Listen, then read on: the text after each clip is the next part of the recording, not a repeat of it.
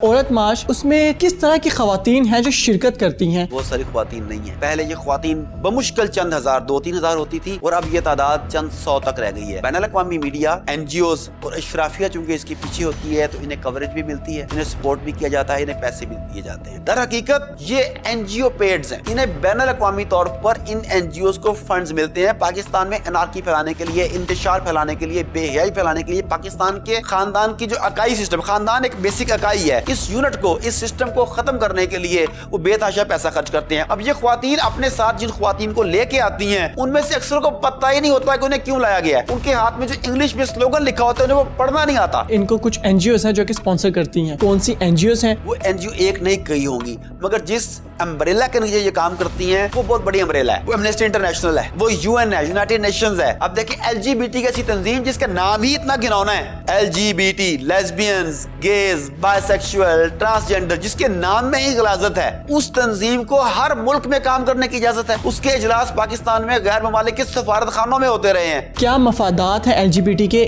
اس مارچ کو سپورٹ کرنے کے پیچھے؟ اس وقت پوری دنیا کی جو شیطانی طاقتیں ہیں وہ چاہتی ہیں کہ ہر آسمانی مذہب کو پیچھے دھکیل دیا جائے اور شیطانی تعلیمات کو عام کیا جائے۔ اس کے لیے بے حیائی کا کلچر پھیلانا بہت ضروری ہے۔ السلام علیکم ناظرین، میں ڈاکٹر ماجد خان اور آپ دیکھ رہے ہیں پروگرام ڈیئر ٹو ٹاک۔ ناظرین، کل آپ سب نے دیکھا کہ عورت مارچ ہوئی، اس میں بہت ساری خواتین نے شرکت کی، طرح طرح کے سلوگنز تھے ان کے اور طرح طرح کے ان کے جو نعرے بازی تھی۔ ان سب پہ بات کریں گے کہ وہ خواتین کیا چاہتی ہیں، عورت مارچ کی ضرورت کیوں پیش آئی اور کس طرح کی خواتین ہیں جو اس عورت مارچ میں شرکت کرتی ہیں۔ ان تمام چیزوں پہ بات کرنے کے لیے ہمارے ساتھ موجود ہیں ڈاکٹر عائف صدیقی صاحب۔ السلام علیکم ڈاکٹر صاحب۔ وعلیکم السلام۔ ڈاکٹر صاحب، میرا آپ سے پہلا سوال یہ ہے کہ عورت مارچ جو پچھلے کچھ عرصے سے مسلسل ہو رہی ہے، اس میں کس طرح کی خواتین ہیں جو شرکت کرتی ہیں اور انہیں شرکت کرنے کی ضرورت کیوں پیش آتی ہے؟ سب سے پہلے تو آپ نے انٹرو میں کہا کہ بہت ساری خواتین اس عورت مارچز میں شریک ہوتی ہیں۔ میں یہاں پہ یہ کلیئر کر دوں کہ یہ بہت ساری خواتین نہیں ہیں۔ پہلے یہ خواتین بمشکل چند ہزار 2-3 ہزار ہوتی تھی اور اب یہ تعداد چند 100 تک رہ گئی ہے۔ ابھی گزشتہ کل کی جو ہم بات کر رہے تھے، جہاں جہاں پہ مظاہرے ہو رہے تھے، یہ مارچز چل رہے تھے، سلوگنز لے کے، پلے کارڈ لے کے جو عورتیں موو کر رہی تھیں، آپ دیکھیں کہ ان کی تعداد سینکڑوں میں تھی، ہزاروں میں نہیں تھی۔ اگر تماشائیوں کو نکال دیا جائے، پریس والوں کو نکال دیا جائے تو شاید وہ تعداد اس قابل بھی نہیں تھی کہ انہیں کسی بھی قسم کی توجہ دی جا سکے۔ لیکن بین الاقوامی میڈیا، این جی اوز اور اشرافیہ چونکہ اس کے پیچھے ہوتی ہے تو انہیں کوریج بھی ملتی ہے، انہیں سپورٹ بھی کیا جاتا ہے، انہیں پیسے بھی دیے جاتے ہیں۔ آپ نے کہا کہ کن خاندانوں کی، کن علاقوں کی یا کس طرح کی خواتین اپنے حقوق مانگنے کے لیے میدان میں اترتی ہیں، پھر انہیں حقوق ملتے بھی ہیں کہ نہیں، کتنا ظلم ہو رہا ہے پتہ نہیں ان کے ساتھ۔ تو آپ دیکھیں کہ وزٹ کر لیں، آپ گئے بھی ہوں گے، جو ٹوٹل آپ کو اس میں نظر آ رہی ہیں نمایاں خواتین، وہ تمام کی تمام اشرافیہ سے تعلق رکھتی ہیں۔ یہ وہ طبقہ اشرافیہ سے تعلق رکھنے والی خواتین ہیں جن کے اپنے گھروں میں ملازماؤں کے اوپر ظلم و ستم کی داستانیں رقم کی جاتی ہیں۔ یہ وہ خواتین ہیں جن کے اپنے گھروں میں چائلڈ لیبر لی جاتی ہے۔ یہ وہ خواتین ہیں جن کے اپنے گھروں میں خاتون ملازماؤں کو کئی مہینے کی تنخواہ نہیں دی جاتی۔ آپ کو پتہ ہے پاکستان کی کچھ ایسی ٹی وی اینکرز کی کیسز سامنے آئے جن کے گھر میں ملازماؤں پر تشدد کیا گیا، ان کی تنخواہیں نہیں دی گئیں، انہیں مارا گیا، انہیں دھکے دے کے نکالا گیا، ان کے سامان پر قبضہ کر لیا گیا۔ یہ بھی تو آپ کے سامنے ہی ہے، اور وہ طبقہ اشرافیہ والے ہیں۔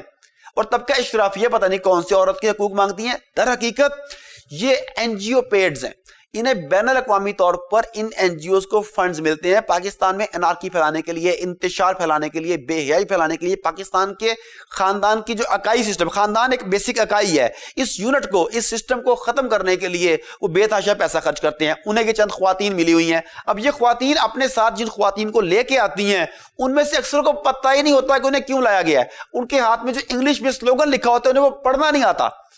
اور لاسٹ ایئر تو ایسا ہوا، ابھی بھی کچھ عرصے میں چیزیں کھل کے سامنے آنے لگ جائیں گی۔ لاسٹ ایئر تو مجھے یاد ہے کہ ان میں سے کئی ٹرانسجینڈرز تھے جنہیں انہوں نے وہ بینر دے کے کھڑا کیا ہوا تھا۔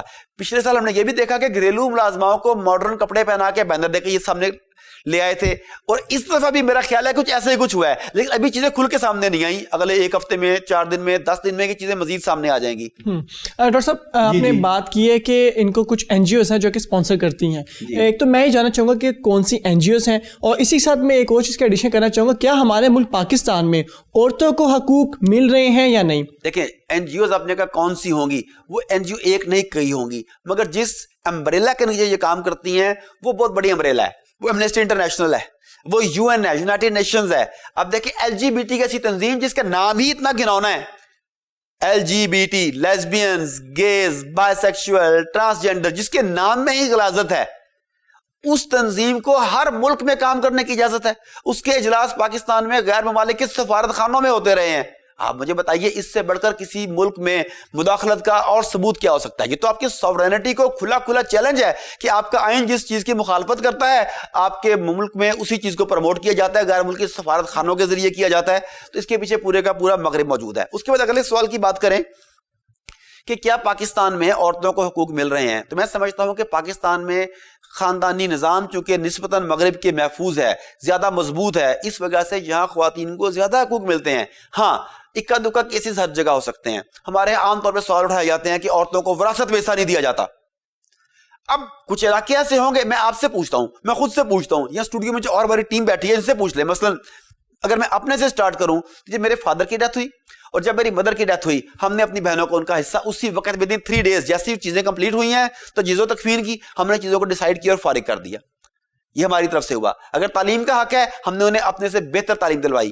مجھے بتائیے کہ آپ ایسے لڑکوں کو نہیں جانتے, ایسے بھائیوں کو نہیں جانتے جو اپنا گراؤنڈ, اپنے دوست, اپنی ایکٹیویٹیز قربان کر کے اپنی بہن کو سائیکل پر, موٹر سائیکل پر بٹھا کر کالج لے کے جاتے ہیں, کالج سے لے کر آتے ہیں, ٹیوشن سینٹر لے کے جاتے ہیں, ٹیوشن سینٹر سے لے کے آتے ہیں. کیوں؟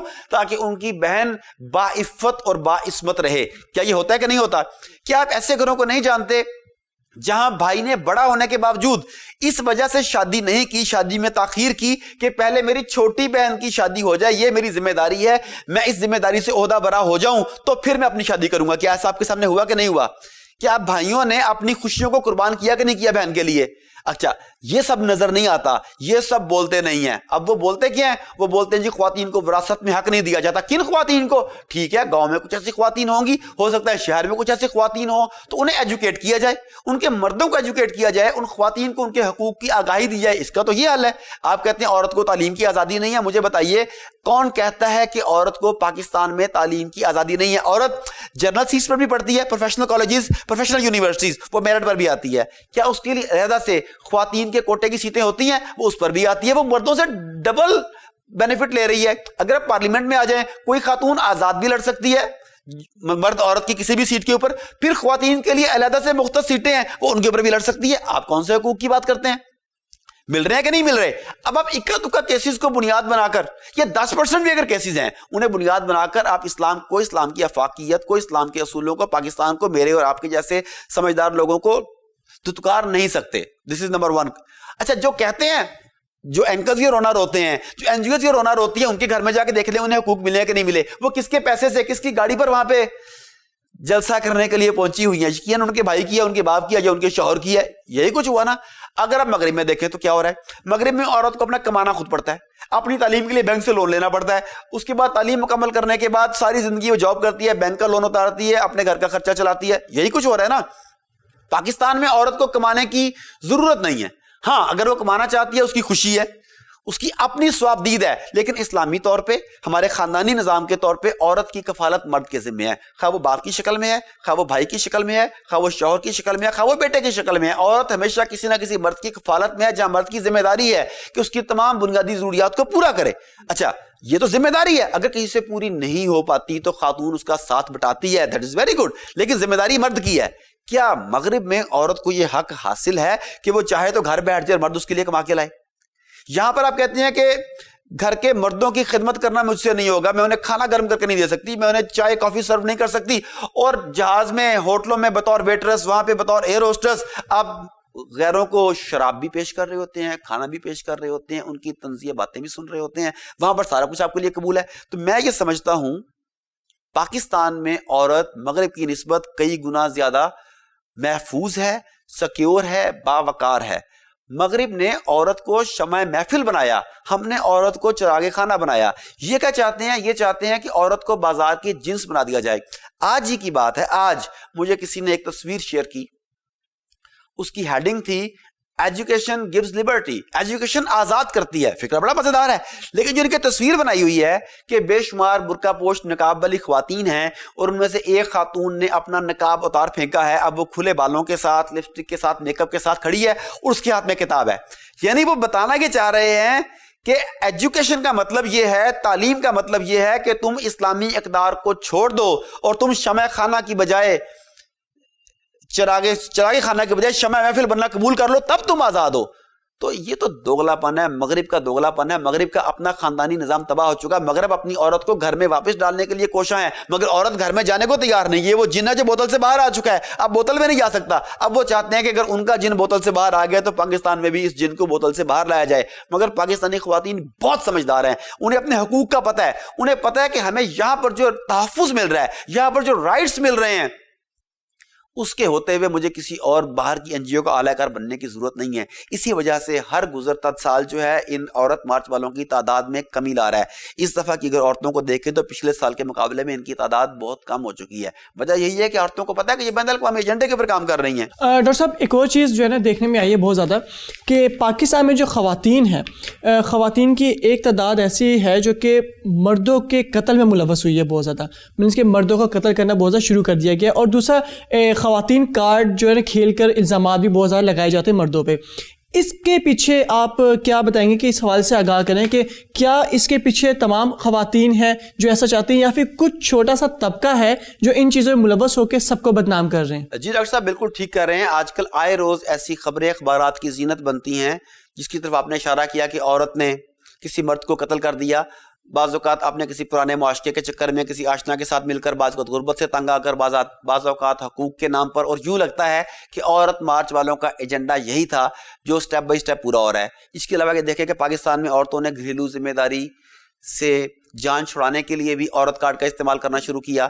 ابھی فیصل آباد میں کچھ عرصہ پہلے واقعہ ہوا کہ ڈاکو عورتیں، چور عورتیں دکان میں داخل ہوئی ہیں. جب اس نے پکڑ لیا تو انہوں نے خود ہی اپنے کپڑے پھاڑ لیے. وہ تو شکر ہے کہ CCTV کیمرے چل رہے تھے، وہ پورے کا پورا علاقہ، پورے کا پورا واقعہ پکچرائز ہو گیا. خوش نصیب کی جان چھوٹ گئی، ورنہ آج وہ جیل کے اندر ہوتا اور وہ خواتین جو تھیں وہ اس وقت ہیرو بنی ہوتی، وہ ملالہ یوسفزئی بنی ہوتی جن کے اور ظلم کیا گیا اور انہوں نے ظلم کے خلاف آواز اٹھائی. اچھا اداکاروں کے معاملے میں بھی دیکھ لیں کہ بے شمار اداکارائیں ایسی ہیں جنہوں نے اداکاروں کے اوپر الزام لگائے. بے شمار اداکارائیں، ٹک ٹاکرز ایسی ہیں جنہوں نے کرکٹ کے جو سیلیبریٹیز ہیں ان کے اوپر الزامات لگائے، جھوٹی شہرت حاصل کرنے کے لیے، وقتی فیم حاصل کرنے کے لیے، راتوں رات وائرل ہونے کے لیے. تو اب اس عورت کارڈ کو مرد کا استحصال کرنے کے لیے استعمال کیا جا رہا ہے. آپ کی ایک وزیر نے کہا ہے، غالباً کشمالہ طارق نے، وہ وزیر ہے یا کسی اس طرح کے عہدے پر ہے، اس نے کہا ہے جی کہ گڈ مارننگ کا میسج بھیجنا، ہیلو ہائے کرنا بھی ہراسمنٹ سمجھی جائے گی. سوال یہ ہے کہ ہراسمنٹ صرف مرد بھیجے تو کنسیڈر ہوگی یا عورت کی طرف سے بھی اس طرح کا میسج جو ہے وہ ہراسمنٹ تصور کیا جائے گا؟ یہ ٹو وے ہونا چاہیے نا. تو معاشرے کو ٹوٹل فیمنسٹ معاشرے کی طرف لے جانا، مغرب کی ایک خواہش تھی کہ اسلامی کلچر کسی طریقے سے ختم ہو جائے، یہاں پہ فیمنزم جو ہے وہ عروج پا جائیں، اس کے لیے وہ مسلسل کام کر رہے ہیں. تو یہ ظالم خواتین اس عورت کارڈ کے ذریعے صرف مردوں کا استحصال نہیں کر رہی، یہ بچوں کا بھی استحصال کر رہی ہیں. یہ عورت کارڈ کے ذریعے مظلوم طبقے کی عورت کا بھی استحصال کر رہی ہیں. خود کو نمایاں کرتی ہیں، بیرونی NGO سے پیسے لیتی ہیں اور اس کے بعد دن دناتی پھرتی ہیں، معاشرے کو تباہ کرتی ہیں اور کہتی ہیں ہم عورت کے حقوق کے لیے لڑ رہے ہیں. سوال ہے کہ کون سے حقوق؟ وہ کون سے ایسے حقوق ہیں جو مغرب آپ کو اسلام سے زیادہ دیتا ہے؟ ہاں کسی جگہ پہ اگر نہیں دیے جا رہے تو وہ اس خاص علاقے کا، اس خاص مائنڈ سیٹ کا قصور ہے. اس خاص مائنڈ سیٹ کی بات کریں، مائنڈ سیٹ کو چینج کرنے کی کوشش کریں. جن مغربی حقوق کی بات کر رہے ہیں، امریکہ کی اپنی رپورٹس بتاتی ہیں کہ 30% سے زائد امریکن ملٹری میں عورتوں کو سیکچولی ہراس کیا جاتا ہے، انہیں سیکچولی یوز کیا جاتا ہے، ان کی پروموشن نہیں ہوتی جب تک وہ جنسی تعلق قائم نہ کر لیں. اب اس معاشرے کی بات کر رہی ہیں. ڈاکٹر صاحب عورت مارچ جو ہے اس کا پس منظر کیا تھا اور جو اب کا منظر ہے یہ کیا ہے، اور اس ایجنڈے کے متعلق تھوڑا سا ہمارے جو ناظرین ہیں ان کو آگاہ کیجیے. دیکھیں اگر میں صحیح یادداشت کام کری تو 1917 میں 1917 میں روس میں عورت کو ووٹ کا حق دیا گیا. تو پھر 8 مارچ کو اسے باقاعدہ سیلیبریٹ کیا گیا کہ عورتوں کو بھی ووٹ کا حق دیا گیا، یعنی انہیں انسان تسلیم کیا گیا. پہلے انہیں انسان ہی تسلیم نہیں کرتے تھے نا. پھر اس دن کی اہمیت کے پیش نظر 1975 میں اس ایونٹ کو سامنے رکھتے ہوئے 1975 میں اقوام متحدہ نے اسے بین الاقوامی طور پر تسلیم کیا اور 8 مارچ کو باقاعدہ پوری دنیا میں خواتین کے حقوق کا عالمی دن بنانے کا آغاز شروع کیا گیا. پھر یورپ میں یہ تحریک چلی، پھر آہستہ آہستہ پاکستان تک یہ چیز پہنچ گئی. پھر کئی ممالک میں اس موقع پر باقاعدہ عام تعطیل ہونے لگی. جیسے آپ کہیں نا 14 اگست کی چھٹی ہے، 23 مارچ کی چھٹی ہے، 25 دسمبر کی چھٹی ہے. اسی طریقے سے 8 مارچ کو 1 مئی کی چھٹی کئی ممالک میں ہوتی ہے، آپ کو پتا ہے. حالانکہ وہ شکاگو کے مزدوروں کا پاکستان کے مزدوروں سے کوئی تعلق نہیں تھا، لیکن ان سے اظہار یکجہتی کے طور پہ پاکستان میں بھی 1 مئی کو چھٹی کی جاتی ہے. بالکل اسی طرح 8 مارچ کو دنیا کے کئی ممالک میں خواتین کے ساتھ اظہار یکجہتی کے لیے باقاعدہ چھٹیاں منائی گئیں. پھر اس کے بعد کیا ہوا جی کہ یورپ نے 8 مارچ 1911 میں یورپ نے بھی عورت کو انسان تسلیم کیا اور وومن ڈے بنایا. لیکن دوسری طرف دیکھیں تو 1500 سال تو اسلام کو ہو گئے, اسلام نے آ کے جو انہیں حقوق دیے. آپ حقوق کی بات کرتے ہیں, مسلمانوں میں کہتے ہیں کہ یہ پسند کی شادیاں اور یہ وہ سارا نہیں کرتے, جبر نہیں کرتے. عورت کی رضامندی کے بغیر, عورت سے پوچھے بغیر شادی ہی کب ہوتی ہے؟ خواتین تجارت بھی کرتی ہیں, سیدہ خدیجہ الکبریٰ آپ کے سامنے ان کی مثال ہے. خواتین شادیاں بھی کرتی ہیں, اپنی مرضی کا اظہار بھی کرتی ہیں, خواتین شادی سے انکار بھی کر دیتی ہیں. خواتین کو ہر طرح کے حقوق حاصل ہیں اور 1500 سال سے حاصل ہیں. مسئلہ تو یورپ کا ہے جو اپنے ایجز آف ڈارک ایجز میں, تاریکی کے سالوں میں عورت کو انسان ہی نہیں سمجھتا تھا. میں بتاتا چلوں کہ عورت 17ویں صدی میں خاص طور پہ, جسے یورپ اپنی ڈارک ایجز کہتا ہے, خواتین کو چڑیل ہونے کے شبے میں زندہ جلا دیا جاتا تھا. اگر کسی عورت پر یہ شک تھا کہ یہ چڑیل ہے تو یہ ثابت کرنے کے لیے کہ یہ چڑیل ہے یا نہیں اسے زندہ جلایا جاتا تھا. اگر مر گئی تو انسان ہے. اچھا اب مجھے بتائیے کہ کتنا زبردست اصول تھا ان کا کہ عورت کو آگ میں ڈال دیا جائے, اگر یہ بچ گئی تو یہ چڑیل ہوگی, پھر کیا کرو گے؟ وہ بات کی بات ہے. جس پہ شک ہے اسے آگ میں ڈال کے دیکھ لو کہ یہ انسان ہے کہ چڑیل ہے. یورپ تو یہ تھا. تو یہ جب حقوق کی بات کرتے ہیں تو در حقیقت یہ حقوق کی بات نہیں کرتے, یہ اپنی ڈارک ایجز کی بات کرتے ہیں. یورپ نے آج تک کی ہی تو نفرت کی سیاست ہے. انہوں نے قوموں میں نفرت ڈلائی, انہوں نے جنسوں میں نفرت ڈلوائی, انہوں نے عورت کو انسان تسلیم نہیں کیا, انہوں نے کالوں کو انسان تسلیم نہیں کیا, انہوں نے رنگ داروں کو اسلام تسلیم نہیں کیا, انسان تسلیم نہیں کیا. ان کے نزدیک انسان وہی ہے جس کی نیلی آنکھیں ہوں, بھوری آنکھیں ہوں, سفید رنگت ہو, یہ گولڈن بال ہوں, تو یہ کہتے ہیں کہ یہ زبردست سپیریئر ریس ہے.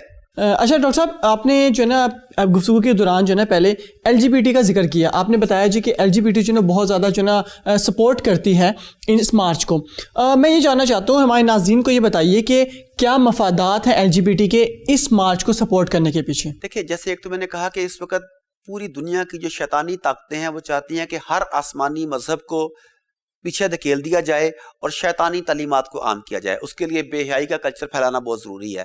تو LGBT, جیسے میں اس کا ایکسپلین کر دوں, L اسٹینڈ فار لیسبینز, ہم جنس پرست عورتیں, G اسٹینڈ فار گیز, ہم جنس پرست مرد, B stand for by sexual, یعنی ایسے لوگ جو دونوں جنسوں سے جنسی تلذذ حاصل کرتے ہیں, T اسٹینڈ فار ٹرانسجینڈر, جنہیں آپ دونوں سیکسز کے درمیان میں کہتے ہیں. ٹھیک ہے. اب LGBT جو ہے یہ سیم سیکس میرجز کو پروموٹ کرتی ہے, یہ ٹرانسجینڈرز کے ساتھ جنسی تسکین حاصل کرنے کی بات کرتی ہے. ڈیفینیٹلی اس کے نتیجے میں معاشرے میں بہت زیادہ بگاڑ پیدا ہوگا. یہ تو ایک ایجنڈا. دوسرا ایجنڈا جس کے پیچھے ایمنسٹی انٹرنیشنل اور اقوام متحدہ بھی ہے وہ ہے ڈی پاپولیشن کا ایجنڈا. ڈی پاپولیشن یہ ہے کہ دنیا کی آبادی کو کسی طریقے سے بھی بہت زیادہ محدود تعداد میں لایا جائے, بلکہ 1 ارب سے کم لایا جائے. کچھ 50 کروڑ کہتے ہیں, کوئی 1 ارب تک لانے کی بات کرتے ہیں.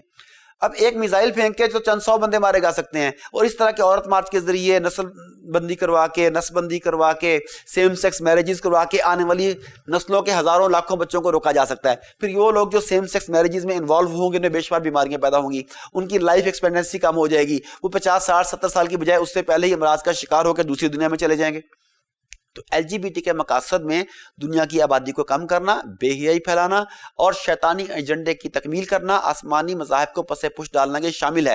اور ہر جگہ پر یہ کھل کر سامنے بھی آتے ہیں. یہ خفیہ طور پہ کام نہیں کرتے, یہ دھڑلے سے کام کرتے ہیں. آپ دیکھیں گزشتہ سال بھی جو عورت مارچ ہوا اور اس سال بھی کچھ ایسے جو بھی کل ہوا ہے, اس میں بھی دیکھیں کہ کراچی میں اور کچھ اور جگہوں پر جو عورت مارچز ہوئے ہیں اس میں قوس قزح والے بینرز, قوس قزح والے جھنڈے بھی نظر آئے. یہ قوس قزح کا جو جھنڈا ہے, یہ جو 7 کلرز ہیں رینبو کے, یہ بیسیکلی LGBT کے کلرز ہیں, یہ ان کا فلیگ ہے. تو ڈائریکٹلی یا انڈائریکٹلی عوام کے ذہنوں پر LGBT کے نشانات ثبت کیے جا رہے ہیں تاکہ وہ ان سے مرعوب ہو جائے, اور آنے والے وقت میں جب بھی یہ نشان اس سے وابستہ کوئی NGO, اس سے وابستہ کوئی افراد سامنے آئیں تو اس کے سامنے سر تسلیم خم کر دیں. پھر یہ پاکستان کے خاندانی نظام کے پیچھے پڑے ہوئے ہیں. یورپ کا خاندانی نظام ختم ہو چکا, پاکستان اگر بچا ہوا ہے اپنے خاندانی نظام کی وجہ سے بچا ہوا ہے. اگر 5 بندے 10 بندے گھر میں ہیں تو ان میں سے ایک اگر کما رہا ہے اور باقی کمانے کے قابل نہیں بھی ہیں تو ایک سب کی کفالت کرتا ہے, جیسے بھی مشکل سے کرے, آسانی سے کرے, وہ انہیں گھر سے نہیں نکالتا, ان کی کفالت کرتا ہے. یہ خاندانی نظام کی برکت ہے. لیکن اگر خاندانی نظام نہیں ہوگا تو یورپ کی طرح 18 سال کا ہوا تو ٹانگ مار کے گھر سے باہر نکال دے, کما کے لاؤ. اگر گھر میں رہنا ہے تو اپنا کرایہ پے کرو. 18 سال سے پہلے بھی وہ جو تعلیم انہیں دے رہے ہیں, جو اس پہ کھانے پینے پہ اخراجات کر رہے ہیں, اس کا وہ حساب رکھتے ہیں اور کہتے ہیں لو بھی اب تو 18 سال کا ہو گیا, یہ تیرے ذمہ ہمارے پیسے دے. تو وہ چاہتے ہیں کہ پاکستان میں بھی ایسا ہی نظام قائم ہو جائے, اور پاکستان کا کلچر اس کے شدید اگینسٹ ہے. اور آئی تھنک یہ جتنی مرضی کوشش کر لیں چند سو عورتیں ان کے ساتھ ہیں, چند ہزار عورتیں ان کے ساتھ ہوں گی, وہ لالچ میں ساتھ ہوں گی, وہ بھی دل سے ساتھ نہیں ہوں گی, چند ایک ہیں جو شاید کھل کے بھی ان کے ساتھ دے رہی ہوں, لیکن اندرون خانہ ہم سب کو پتا ہے کہ یہ ہمارے نظریات کے, ہمارے احساس کے, ہمارے اقدار کے خلاف ہیں. تو یہ ایجنڈا آئی تھنک یہاں پر کامیاب نہیں ہو سکے گا. ڈاکٹر صاحب میں ایک چیز آپ سے پوچھنا چاہتا ہوں, کل جو عورت مارچ تھی اس میں ایک نعرہ تھا جس کی مجھے سمجھ نہیں آئی, بہت سے نعروں کی سمجھ نہیں آئی, مگر اس کی خاص کر کے وہ نعرہ یہ تھا کہ لے کے رہیں گے آزادی, مانگ رہے ہیں آزادی, ہمیں چاہیے آزادی. تو مجھے یہ سمجھ نہیں آ رہی کہ وہ آزادی کس سے مانگ رہے ہیں. دیکھیں جی, وہ آزادی مانگتے ہیں خاندانی نظام سے کہ میں بچے پیدا نہیں کروں گی, میں بچوں کی نگہداشت نہیں کروں گی, کیونکہ جیسا کہ میں نے پہلے کہا کہ LGBT کا, ایمنسٹی انٹرنیشنل کا اور UN کا یہی ایجنڈا ہے. وہ خاندانی نظام سے آزادی چاہتی ہیں, وہ ذمہ داریوں سے آزادی چاہتی ہیں, وہ جنسی پابندیوں سے آزادی چاہتی ہیں کہ شادی سے پہلے جنسی تعلق نہیں ہونا چاہیے, اپنے لائف پارٹنر کے علاوہ جنسی تعلق نہیں ہونا چاہیے. وہ اس پابندی سے آزادی چاہتی ہیں, وہ خدا کے احکامات سے آزادی چاہتی ہیں, وہ اللہ کے رسول کے احکامات سے آزادی چاہتی ہیں, وہ ہر طرح کی معاشرتی اقدار سے آزادی چاہتی ہیں, وہ خاندانی نظام سے آزادی چاہتی ہیں تاکہ وہ شتر بے مہار کی طرح جہاں مرضی پھریں. حتیٰ کہ وہ لباس سے بھی آزادی چاہتی ہیں, وہ لباس سے بھی آزادی چاہتی ہیں. لیکن وہ کھل کے یہ سارا نہیں کہہ رہی کہ انڈائریکٹلی چھوٹی چھوٹی چیزیں ہر دفعہ ایڈ ہوتی رہتی ہیں اور اینڈ پر نتیجہ یہی نکلے گا. آپ ان کے باقی پورا ایجنڈا پڑھ لیں تو جو میں نے بیان کیا ہے در حقیقت وہ ان سب سے آزادی مانگتی ہیں. ڈاکٹر صاحب یہ ساری چیزیں اینٹی اسلام ہیں, ہمارا ملک جو کہ اسلام کے نام پہ حاصل کیا گیا تھا, تو ہماری حکومت اس طرح کی مارچز پہ پابندی کیوں نہیں لگاتی؟ کہ حکومت آپ کی بین الاقوامی اداروں کے پاس اپنی ساورینٹی کو گروی رکھ چکی ہے, اور صرف آپ کی حکومت نہیں, دنیا کے 99% ممالک جو ہیں وہ اپنی ساورینٹی بین الاقوامی مالیاتی اداروں کے پاس گروی رکھ چکے ہیں. جب آپ اسی سے قرض لیتے ہیں تو اس قرض کے عوض وہ آپ سے بے شمار شرائط منواتا ہے.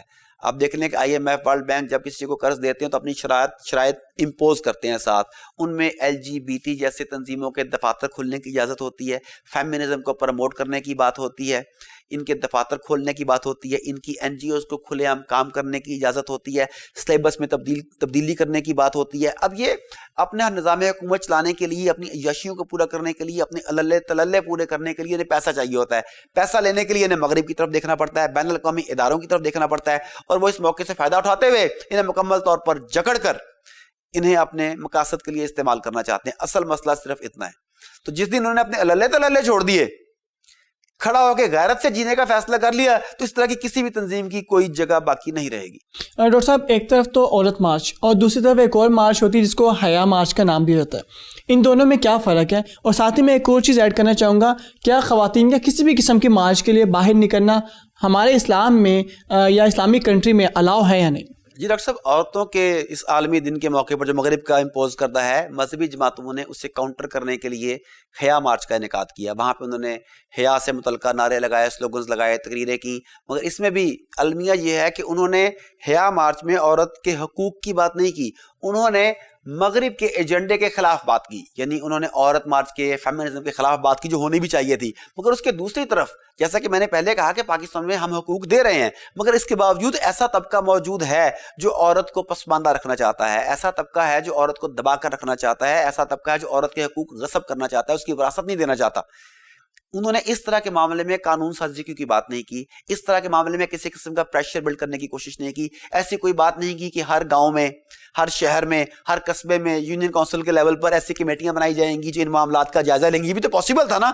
انہوں نے صرف اسے کاؤنٹر کرنے کے لیے نعرے کا جواب نعرے سے دینا مناسب سمجھا, کوئی کام کی بات نہیں کی. دس از نمبر 1. دوسری بات یہ کہ آپ ریئیکشن میں, کسی بھی چیز کے ریئیکشن میں پائیدار لاہے عمل نہیں بنا سکتے. آپ نے حیا مارچ حیا کے لیے نہیں کیا, آپ نے عورت مارچ کو فیمنزم کو روکنے کے لیے, کاؤنٹر کرنے کے لیے کاؤنٹر اسٹریٹجی کے طور پہ دیا. یہ آپ کی پلاننگ میں شامل نہیں تھا, تو آپ کی پلاننگ کچھ اور تھی. تو پہلی بات تو یہ ہے کہ ان مذہبی جماعتوں کو بھی, ان طلباء تنظیموں کو بھی اپنی پلاننگ کو بہتر کرنے کی ضرورت ہے. نمبر 1. نمبر 2, آپ نے کہا کہ ایسے کسی معاملے میں عورت کو باہر نکلنا چاہیے یا نہیں. دیکھ, ایک بات تو یہ ہے کہ عورت کا جو اگر صحیح لفظ دیکھیں تو وہ ہے مستور. مستور کہتے ہیں چھپی ہوئی چیز کو, ڈھکی ہوئی چیز کو.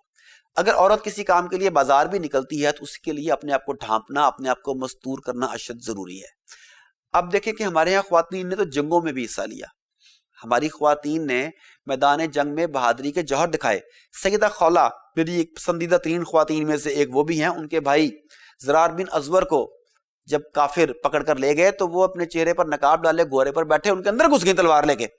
سیدہ خولہ تو وہ بھی ہمارے سامنے تھی. جنگ بدر میں اگر دیکھیں تو مسلمان خواتین نے نرسنگ کا کام کیا. یہ سارے کے سارے معاملات ان کے باہر نکلنے کے ہیں.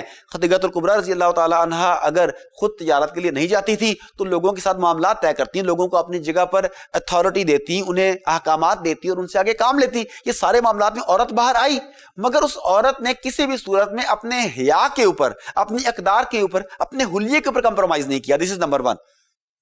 دوسری بات یہ کہ اگر عورت آتی بھی ہے باہر تو پہلے یہ تو دیکھ لے کہ اسے لانے والے کون ہیں, اس کے پیچھے ان کا ایجنڈا کیا ہے. کہیں ان کا ایجنڈا آزادی کے نام پر عفت کے ساتھ, عصمت کے ساتھ, حیا کے ساتھ دغا کرنا, ان سے آزادی کرنا تو نہیں ہے. کیا آزادی وہ خاندانی نظام اقدار سے تو نہیں مانگ رہی, کیا وہ آزادی دین اسلام سے تو نہیں مانگ رہی. تو ان سارے معاملات میں خواتین کو انتہائی سمجھداری کے ساتھ, بردباری کے ساتھ, انٹلیکچولی ان چیزوں کو پہلے دیکھنا ہوگا, سمجھنا ہوگا, پھر اپنا ایک پلیٹ فارم بنانا ہوگا. سڑکوں پر آ کے دھکے کھا کے, پلیٹ فارم اٹھا کے ولگر قسم کے نعرے لگا کے تو عورتوں کے حقوق نہیں ملتے. یہ تو اپنے آپ کو مذاق کا نشانہ بناتی ہیں. اگر عورتوں کے حقوق ہیں, اگر میری بیٹی کا حق ہے کوئی, اگر میری بیوی کا حق ہے کوئی, اگر میری بہن کا حق ہے کوئی, اگر میری ماں کا حق ہے کوئی, تو اسے لینے کے لیے مجھے آنا چاہیے. وہ گھر میں مجھے کہے بھائی مجھے یہ حق نہیں مل رہا, ابا جان مجھے یہ حق نہیں مل رہا, میرے سرتاج مجھے یہ حق نہیں مل رہا, مجھے حق لے کے دو, پھر میں جاؤں گا. تو حق پہلے مجھ سے تو کہہ کے دیکھیں, مجھ سے کہے بغیر کیسے باہر آ سکتے ہیں. بالکل ایسے. ڈاکٹر صاحب لاسٹ کویشچن میں جاننا چاہوں گا آپ سے, وہ یہ ہے کہ خواتین جو ہیں ان کی کیا ذمہ داریاں ہیں, اور یہاں میں ایک اور چیز ایڈ کروں گا مردوں کے حوالے سے کہ مردوں کی کیا ذمہ داریاں خواتین کے حوالے سے. دیکھیے میں نے آپ کو پہلے بھی بات عرض کر دی. پہلی بات تو یہ کہ حیا ایمان کا ایک شعبہ ہے اور خواتین میں حیا کی امپورٹنس بہت زیادہ ہے. دیکھیں رسول پاک صلی اللہ علیہ وسلم جب اپنے مختلف اصحاب کی تعریف کرتے تھے, ان کی توصیف کرتے تھے, انہیں اچھے ناموں سے پکارتے تھے, ان کے لیے اچھے لقب تجویز کرتے تھے. کسی کو فاروق اعظم کہہ رہے ہیں, کسی کو صدیق اکبر کہہ رہے ہیں, کسی کو حیدر کرار کہہ رہے ہیں. اسی طرح سیدنا عثمان غنی رضی اللہ تعالیٰ عنہ کو جب انہوں نے ان کی تعریف کی تو انہوں نے کہا کہ عثمان کی حیا سے فرشتے بھی حیا کھاتے ہیں. یعنی ان کی خوبی تھی حیا, ایک مرد کی تو عورتوں کے لیے تو اور بھی بہت زیادہ ہے. تو سب سے پہلی بات یہ کہ کسی بھی صورت میں عورت کو اپنی حیا کے اوپر کمپرومائز نہیں کرنا چاہیے. نمبر 1.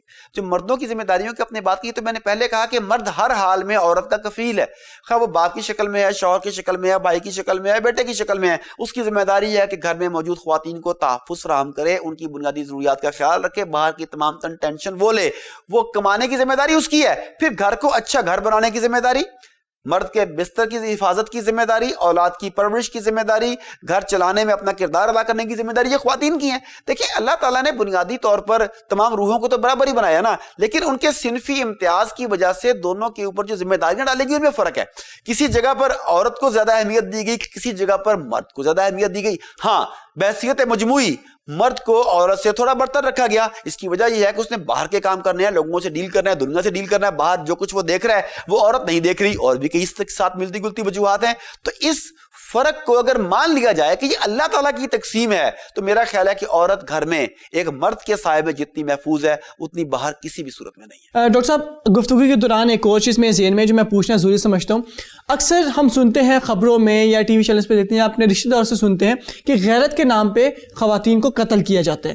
اس کے بارے میں بتائیے کہ کیا یہ کرنا جائز ہے مردوں کے لیے یا نہیں؟ ڈاکٹر صاحب سب سے پہلے تو بڑا ہی ایک امپورٹنٹ چیز ہے کہ ہم اس بری طرح پروپیگنڈے کا شکار ہو چکے ہیں کہ آپ جیسے نظریاتی اینکر جو میرے پاس بیٹھ کے یہ پروگرام کرتے ہیں, تیاری کر کے آتے ہیں اور میرے ساتھ انہی موضوعات پر بات کرتے ہیں, لیکن ہم بھی بعض اوقات میڈیا سے اتنا زیادہ انسپائر ہو چکے ہوتے ہیں کہ ہمارے منہ سے بھی ایسے الفاظ نکلتے ہیں جو انہی کی تصدیق کر رہے ہوتے ہیں. آپ نے کہا ہم اکثر ایسے واقعات سنتے ہیں. مجھے بتائیے گزشتہ 1 سال میں کتنے واقعات سنے آپ نے؟ اکثر کو تو چھوڑ دیں, شاید 1 شاید 2, اور میں نے ایک بھی نہیں سنا. آپ نے شاید 1 یا 2 سنے ہو. ہاں ہوتا یہ ہے کہ بعض اوقات کسی جھوٹے واقعے کو پروپیگیٹ کیا جاتا ہے, میڈیا پر اتنا زیادہ اچھالا جاتا ہے, بالکل ویسے ہی جیسے کوئی غلط کام کسی مدرسے کے عالم یا طالب علم سے ہو جائے تو پورے کا پورا میڈیا ایک خاص طرز پر ایک محاذ کھڑا کر دیتا ہے. لیکن وہی بلکہ اس سے بھی گناہ فیل اگر یونیورسٹی کے کسی پروفیسر سے ہوا ہو تو پورے کے پورے میڈیا کو سانپ سونگ جاتا ہے. ایسے ہی ہے نا بالکل. تو یہ بھی ایسے ہی ہے کہ کوئی ایک آدھ واقعہ ایسا ہوا کہ غیرت کے نام پر اس نے کہا کہ میں نے قتل کر دیا, یا وراثت سے بچانے کے لیے قرآن سے شادی کر دی, یہ بھی ہے جو آپ نے ایڈ نہیں کیا. یہ بھی ہے کسی جگہ پر اپنے جائیداد میں حصہ نہیں دینا تو میں قرآن سے شادی کر دیتا ہوں اس کی. یہ واقعات کتنے رپورٹ ہوتے ہیں؟ مثال کے طور پہ جتنے رپورٹ ہوتے ہیں آپ سمجھ لیں کہ اس سے ڈبل ہیں, کہ آدھے بھی رپورٹ نہیں ہوتے. تو پورے کے پورے سال میں دیکھ لیں گے پورے سال میں پورے پاکستان میں کتنے واقعے رپورٹ ہوئے ہیں. یہ ڈبل فگر میں بھی نہیں ہوں گے. پاکستان کی آبادی 20 کروڑ ہے, 20 کروڑ میں سے اگر 2, 3 یا 4 ایسے واقعے رپورٹ ہوئے اور 2, 3, 4, 5 ایسے رپورٹ نہیں ہوئے اور 10 بھی چلو ٹوٹل ہو گئے, تو 20 کروڑ میں سے 10.